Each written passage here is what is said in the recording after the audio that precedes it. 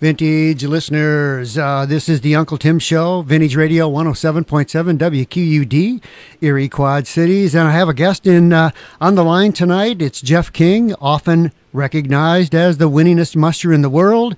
He holds 4 championship titles for the 1,000-plus mile Iditarod race up in Alaska. He's got a first place in the Yukon Quest, 1989. And if I started listing all the races that Jeff won, we would never get any talking done. Jeff has twice received the prestigious Lenhard Suppala Humanitarian Award for exemplary care for his dog team, and he's logged more than 150,000 miles on a dog sled over the past 35 years. You can usually find Jeff on the trail or at his Husky homestead outside of Denali National Park in Alaska. You can find him in the Iditarod Hall of Fame, but I'm honored and excited to be joined on the air with champion musher Jeff King. Are you there, Jeff? Yeah, Tim. Great to talk to you. It sounds like it's colder there than it is here in Alaska today. I got 32 degrees above. Oh, we're going down to 28 below. We're at about 15 below right now, and we've got 2 feet of snow on the ground. What's going on here? We need to trade places. Yeah, well, it's wild. We are wondering about, been some races canceled and postponed here because of lack of snow or warm weather. We're still very hopeful the Iditarod will get pulled off.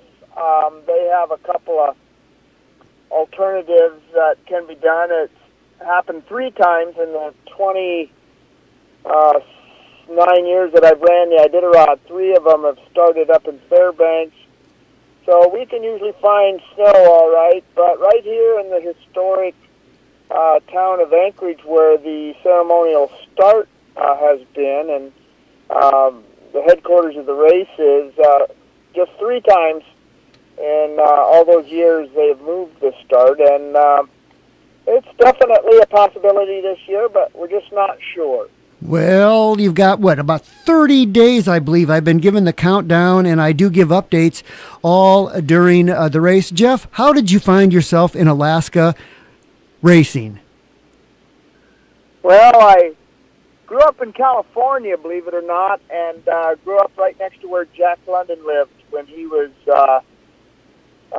living in California. There's Jack London State Park there, so I became a huge fan of Jack London's stories of Alaska and the Yukon. I couldn't wait to come to Alaska to visit some of the places I'd read about in his books. So at the end of my first year of college, I had big plans to be a professional athlete, but my desire didn't match my talent, and my talent didn't match my desire, rather. And it was clear that I would end up more in coaching than in playing. I played football in college, but I came to Alaska for a summer job. That was 1975. I just wanted to get a look at this place.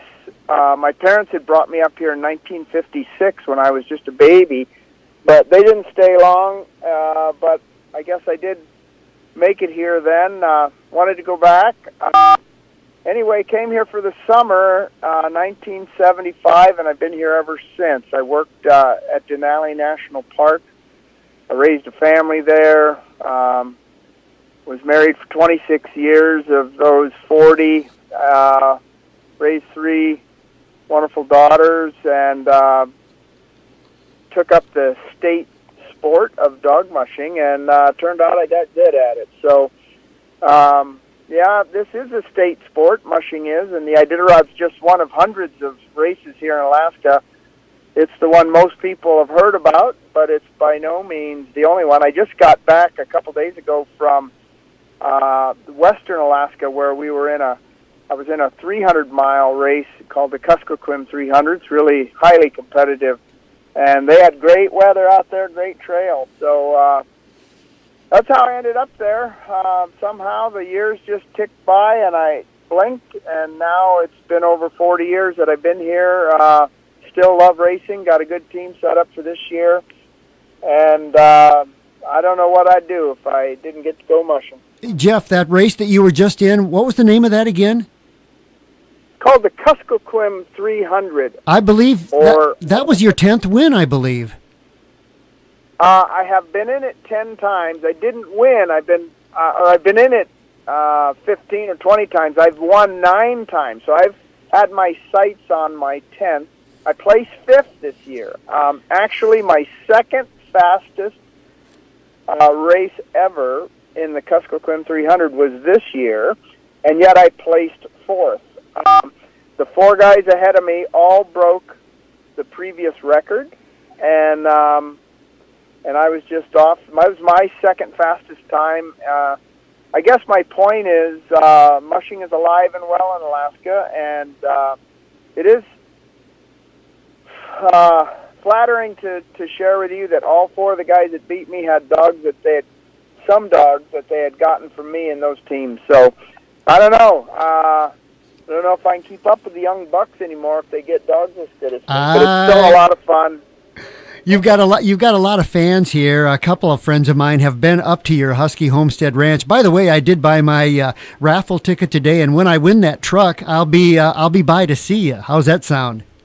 Yeah, well, you got to buy 2 because I buy a couple every year, and I'm not sure that your odds of winning one's about the same as mine. So, what a great fundraiser. You know, they have 4 of those trucks and only 2,000 tickets. If anybody's a gambling kind of person at all, you know, the 1,000 is an incredible odds. It's the best odds you're going to find. Sure beats all those lotteries, and it's a great. Yeah, that's for sure. It's just a great way to support the race. You know, I'm a little starstruck. I've been following you for so long. I've actually been following the Iditarod personally for over 30 years. I remember Libby Riddles winning back in 1985, and you have raced so many races. But I know the Iditarod is.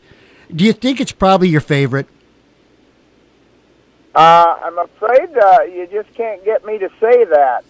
It's a hell of a race. It gets the most notoriety, but, you know, it's a tough son of a bee. And, you know, I liken it to what I imagine the Super Bowl is like. If you ask the guys in the Super Bowl if they had fun at the end of the game, they're going to go, fun's not the first word that comes to mind. You know, satisfying and proud and pride and those kinds of satisfactions, but it's tough, and we're still trying to find a person that can keep up with these dogs. We the Musher continue to be the weak link, but there's no doubt it's a great race. But I just want to point out that there's a great race going on right now in Wyoming called the International Rocky Mountain Stage Stop Race. I want to go back there so bad. I've been in it about 10 times as well, and that goes between Jackson Hole and Alpine, and that part of western Wyoming. Really, really fun. There's the Yukon Quest, and the John Bear Grease in northern Minnesota just got done today. There's races all over the world. Dallas Seavey this year will be going back to Norway, where he's racing in a 1,000-mile race in northern Norway. So for your listeners, they might be surprised to know that there are hundreds, maybe thousands of sled dog races around the world. The Iditarod has just gotten the lion's share of the press. Right. It's kind of like in the running world, the Western States 100. By the way, Jeff, one of my favorite sayings is, it doesn't have to be fun to be fun. And I know that you know what I'm talking about there. We're gonna touch absolutely. We're gonna touch on a couple of your races, but you know, every year you hear these PETA people say it's hard on the dogs and cruelty. And one thing that I'm proud of you for that prestigious that how do you say that, Leonhard Seppala Humanitarian Award? Seppala, yeah. Go ahead. Leonhard Seppala is the man who carried that serum to the people in Nome back in 1925 that Balto and all the dogs got so much glory for, and he was really a real hero in early dog mushing. But you know, I don't want to talk a lot about Peter. Everybody gets to have their own opinion, but I can tell you the people that come up here and see firsthand the joy and the enthusiasm the dogs have, they go away going, oh, I get it. This is not what I imagined. So if all your only impression is your Labrador, in Wisconsin at 30 below, who's used to being inside, going outside, it's not the same. All kinds of animals live and have evolved in this part of the world. So I think we wouldn't have an army of veterinarians and fans year after year if, in fact, it was unduly hard on the dogs. It's, we would love, it to be a make-believe world where no one ever gets hurt or, Lord forbid, a fatality, but you just follow the, 1,000 dogs are in the Iditarod each year, and we have, I am very proud of the mortality rate, which can be zero, and often if it's not zero, it's lower than your own community of licensed pets during the same time. So it makes news when it's happened. I've been racing 40 years and a couple hundred races, and the only dog I ever had die was hit by a snowmobile that was drunk. And I know that, it was a man-made cause. I've had. So my point is, statistics don't lie, and statistics show that compared to being out in the rest of the world, the dogs are in incredible shape with incredible diets, incredible health care. It's all documented, and I'm very proud of the record, and I will always continue to make it even better. I tell you, I am very proud of the record as well. I think a lot of people get swept up in, I call it fake news. Like you say, if they could see it firsthand, it'd be a different story. I want to touch on, I did read in March where Dick Walmarth passed away. He won the race one time, and he never ran it again. He said because he won. And he was in one of the coldest. I think the wind chills that year were like well over 100 below zero. That brings me to your 2014 Iditarod. I followed that whole race so close. How heart-wrenching was that for you to be, what were you, about 77 miles to the finish? Way closer than that. I was 22 miles away from the finish line, but as I mentioned, this is extreme, and there's a whole set of circumstances that made me lose my balance, figuratively, disoriented in the wind. There were some photographers on the trail who were very scared, and they found me, and they were lost, and it seemed more like a emergency situation than it did a race at that point. I remember just being, there's probably, it gets less and less, but it was a heart-wrenching thing to experience, to have that great a team with that significant a lead, and then losing my balance and realizing what I would give anything to have a do-over for that night. But, you don't get do-overs. No. If you slip doing the slalom, you got to go back and try again. So I've had a wonderful career. I've had a few close calls that kept me from winning. It's even as close as that time Lance Mackey snuck out on me near the end of the race. Boy, I know that one. And I were vying for first and second, and that's something your listeners could see on the Discovery Channel, the Iditarod special they did that year. It's pretty fun, and you can't win them all, and I guess unless you're Tom Brady, he seems to win. Oh, yeah, I guess. There you go. Well, when you were that close, I do think you were down in that area of the beach. They call it the blowhole, where the wind chills were.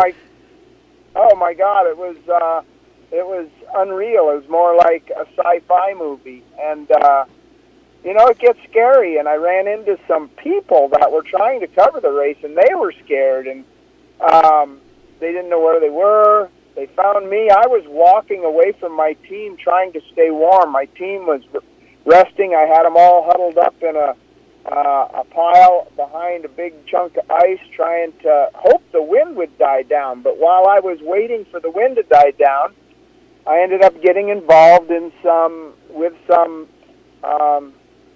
race photographers and some spectators that were very scared with the situation they'd gotten into. And lo and behold, you touch a snow machine at the end of the race, you're done. I mean, you can't even touch it. And I did. And anyway, of all my years, and it was an hour I wish I could have over, but surely, those things happen. But let's concentrate on some of the good stuff. That was a hard night. That was a hard night, and I just want to touch briefly on your 2016 Iditarod, the snow machine attack. Now, I know that you like Crosby, Stills, Nash, and Young because at one time you had 4 dogs named that, and I think you lost one of those dogs in the attack that night. A drunk snow machiner took on your team, and was it Allie's team? Yeah. Yeah, again, these are, it was my whole incident that night was less than 1 second. He came by at 80 miles an hour on a snowmobile in the middle of the night.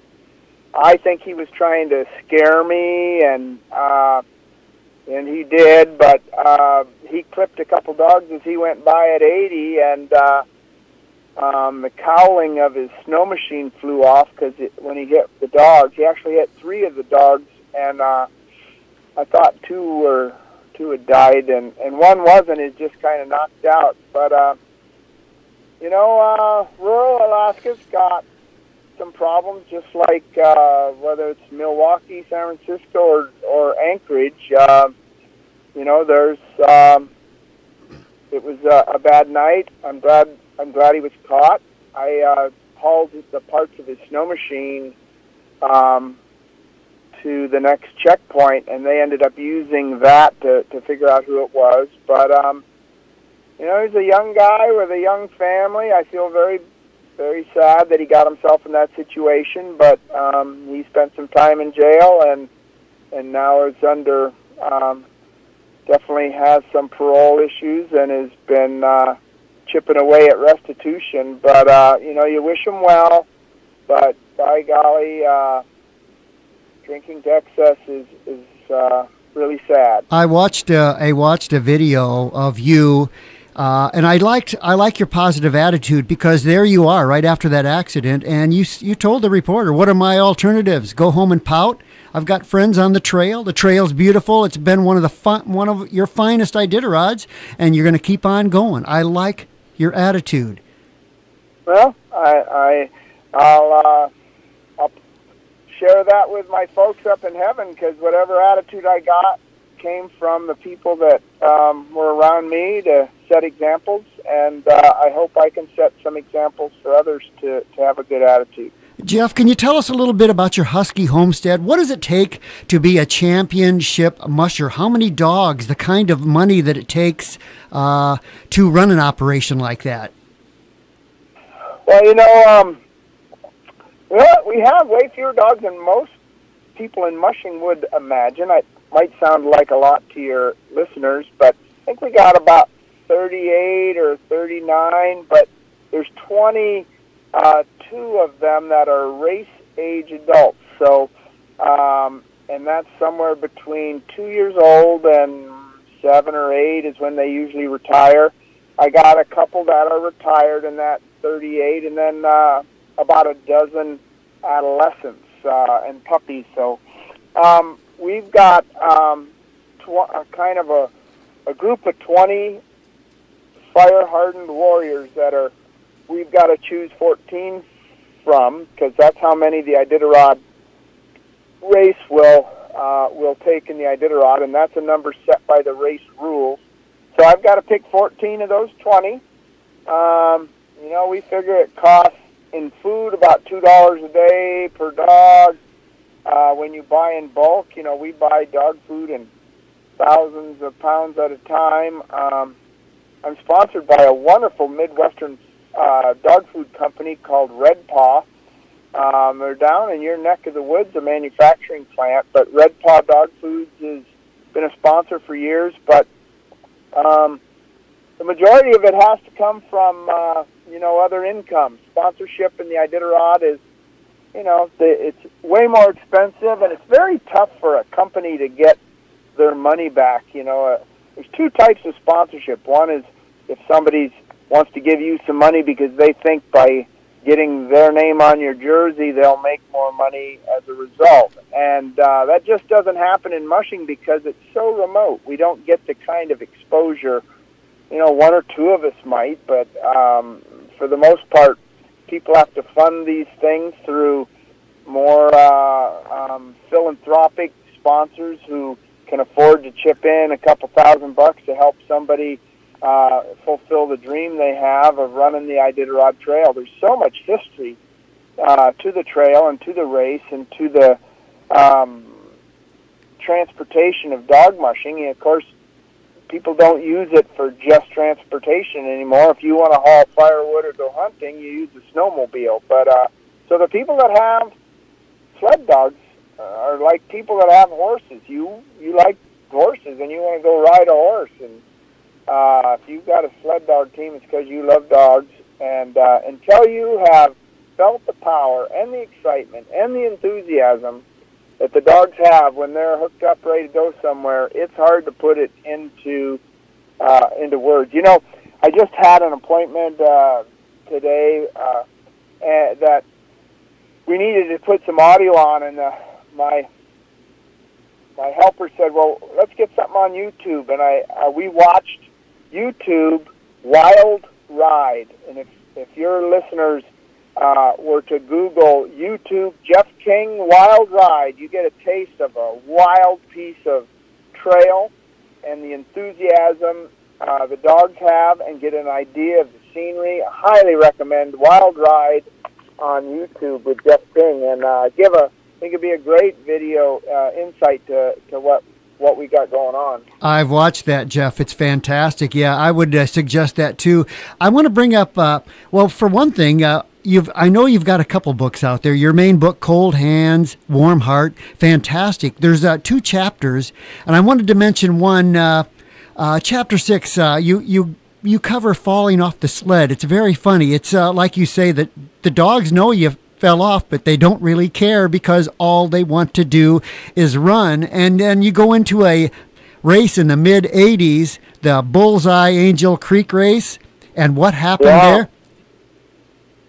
Well, I fell off the sled all right and drugged for a while, but couldn't get them to stop before I got bonked in the head with a tree, and so they ran off without me, and turns out my team caught one of the other teams that was in the race, and that musher could see that I was gone, so he stopped his team, which wouldn't be easy, and stopped my team to make sure that he could help me get back on my team as soon as possible.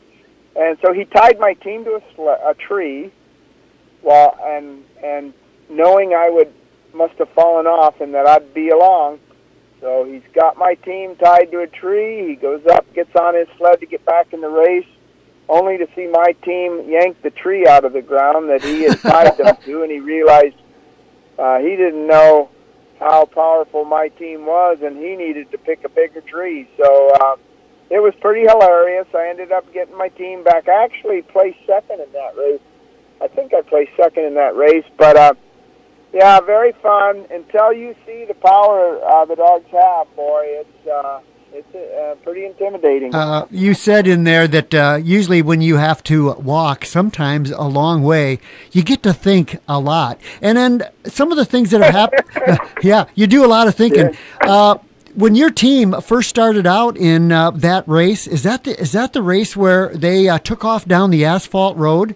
Yes, they did. They turned and got on the asphalt road, and I ended up playing chicken with cars going down a paved road that was ice covered, and I remember I had my snow anchor out, ready to try to find something to hook to stop my team, and there was a Mercedes-Benz coming, and I had they about had eyes as big as dinner plates when they saw I was going to hook my team to their Mercedes. But we had some talented people in the cars. They helped turn me around. It was a wild race for sure. You know, my book is available from Husky Homestead. It's not on Amazon, or I don't think you'd find it anywhere. We're very proud of it. But anybody that's interested could get on our website at huskyhomestead.com. And our other book, Zig, the Warrior Princess, is a children's book that is a story about my lead dog, Zig. She is a fantastic sled dog and a real hoot, too. So they're great for, I think it's great for kids, illustrated by a friend of mine down in Portland. So, you know, Husky Homestead is also a summer tourism operation. There's enough people that want to see the life and environment and the kennel, the homestead of people in Alaska who are involved in the state sport of mushing. So we have literally thousands of people come visit us just outside Denali National Park between June and September, and it's very fun to share the dogs, the equipment, and the stories with people. So anybody coming to Alaska, they ought to look us up. But I personally know four people that have gone there and recommend it very highly. And I think if you got puppies there, they get to hold the puppies and just see the whole operation. Yeah, there's always puppies. I borrow puppies from my competitors to make and raise. If I don't have some of my own there, you know, we take breeding of the dogs really seriously and only breed them when we are ready for some sled dogs. But I can always be assured that between my competitors and myself, we can have puppies to share with our guests. So. Well, I know that you have some good stories to tell up there. Like you say, when you're behind 700 pounds of explosive power, basically that's those dogs. You can't hardly hold them back when you have to wait your turn. No, anybody that watches, you see that in a video, and it's hard to really appreciate it till you're there. You know, it's the power that they can. I pulled a car that out of the ditch one time. That was when the trail went near the road near my home at Denali. Somebody had driven off the road, and believe it or not, I put my hook on that with the dog team, and we were able to pull a truck backwards up out of the ditch. So pretty impressive when they have good footing, and that's the key. You know, people think these dogs can't just go anywhere there's snow. The 2 feet of snow you say you've got, you know, we need a trail in that. We need it packed down so they have some footing, because if there's no bottom, they just swim around in it like we do. But typically the races, certainly the Iditarod, has a whole team of volunteers that go out on snowmobiles and create the trail and mark it, make sure it's safe, and certainly in the case of an emergency, they would be there to help as well. So I think a lot of people that are tuned in, I hope they do check out mushing. And I mean, some of the things that a lot of people don't know. All these dogs, how many booties do you go through in a race? Booties? Booties, well, yeah. You know, the dogs have these booties on their feet most of the time. They don't need them all the time, but we generally err on the side of caution, and they have them on almost all the time.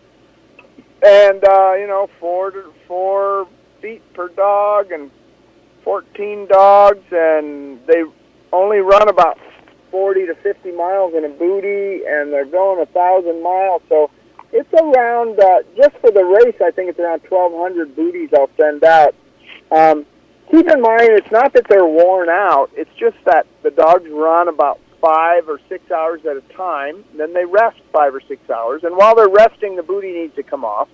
The booty's not worn out, but it is got moisture in it now. So I don't reuse a booty that needs to be dried. I'll just send it home and use it again the next year. So anyway, I need about 1,200 booties. That's one of the things I'm doing in Anchorage right now is preparing, doing a little shopping. We're putting together the food drops. I'll put together about 2,000 pounds worth of my food and all the dogs' food and the booties, and then it's going to get shipped out to the villages that are the checkpoints along the trail, and that's going to happen very soon. A lot of logistics go into this race. Is this a north? Now, I know it's Anchorage to Nome, but there's a north and a south year around Iditarod. Is that correct? That's correct, and it's the trail is just over 1,000 miles, and just over 800 of it is the same every year, and a little under 200 alternated from one year to the next. But and this year we're going on the southern route. And the reason it alternates is they were both used historically. There was really no way to say this was the Iditarod Trail or that was the Iditarod Trail. And quite frankly, the villages in Alaska that the race goes through, the Iditarod's the biggest thing that happens in these communities each year. And they really look forward to us coming through there. So we didn't want to, the Iditarod didn't want to turn down any of the villages that really had a claim to being on the historic trail. I have to ask you if your daughters have ever raced. Well, they have. You know, my kids grew up mushing in junior events, kids events, and the junior Iditarod, there's a racing, an Iditarod designed for kids. It's 150 miles long, and they're really fun for a musher to see his kid in that. And but ultimately, my oldest daughter, Callie King, she lives in Missoula, Montana at the moment, and she ran the Iditarod when she was 18, and she was 30th out of about 60 teams. She really had no dreams to have it be a career like her dad, but she wanted to experience it, and she did a great job. She qualified for the event and made it through very well, and now she splits her time between Russia and Missoula with work in the oil industry and going back and forth. My other two daughters have raced, but neither of them have been in the Iditarod. They've both been in the junior Iditarod. Two of my daughters are now mothers with toddlers, and it's just not easy. I don't want them to be a musher just because their dad was. It's a pretty big commitment, and you know, maybe there's another one that'll do it someday or not, but I'm not pushing for that. It's entirely up to them. If it happens, it happens. Now, is this your 29th Iditarod this year? That's correct. And the field is a little bit smaller, but there's 52, I think, at the last time I checked.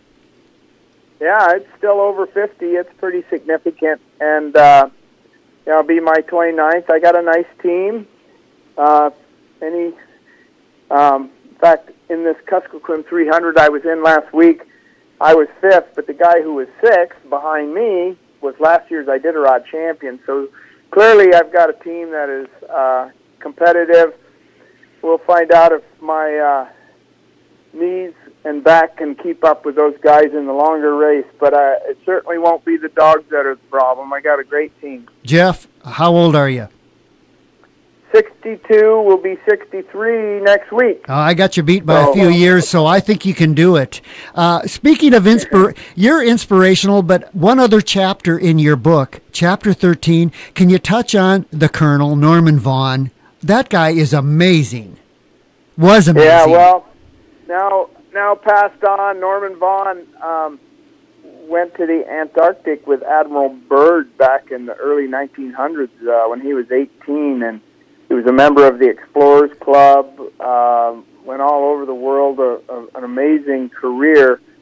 Was also in the Army, and he was in charge of, had dog team in the Army. But what blew me away was he completed his 4th Iditarod in 1990 at age 84, and then he ran it 4 more times. Yeah, and maybe beyond that, it was after that he went back to Antarctica when he was 89 and 90. He went back to Antarctica to climb the mountain that Bird had named after him years before. So, and yeah, well, quite a guy. I'm glad to have gotten to know him. He died just 4 days after his 100th birthday a few years ago, and I'm still in touch with his widow. He was married to a woman 30 years his junior. Then they met on the Iditarod Trail, and it was quite a love story. So, quite a guy, but I'm running out of time. I knew that we were pushing the time. Since it's a radio station, I got to ask, what is your favorite music? What do you listen to out on the trail? Well, I like a lot of stuff, but just my girlfriend and I just were down in Austin at New Year's to listen to Willie Nelson. At 84, still putting on a hell of a show. Willie is one of my favorites, as is Whitney Houston and George Winston. So I like a lot of different music, but when I get pressed in a corner between Willie Nelson and Whitney Houston, I stay pretty happy. Well, I can't thank you enough for taking all this time. I know you got lots to take care of. March 2nd is not that far off. Maybe we'll touch base with you after the race, if it'd be all right, just to see how the trail was this year. Yeah, and we'll make arrangements for you to come up and pick up that truck. That's right. I'll be right over to Husky Homestead checking things out. Jeff, thanks so much for your time. My pleasure, and I encourage any interested listeners to check out our website, huskyhomestead.com, and look at that video on YouTube, Wild Ride. I think they'll get a kick out of it. Tim, thank you very much. Thank you very much, and good luck on this year's Iditarod. Talk to you soon, Jeff. All right, bye-bye. Bye.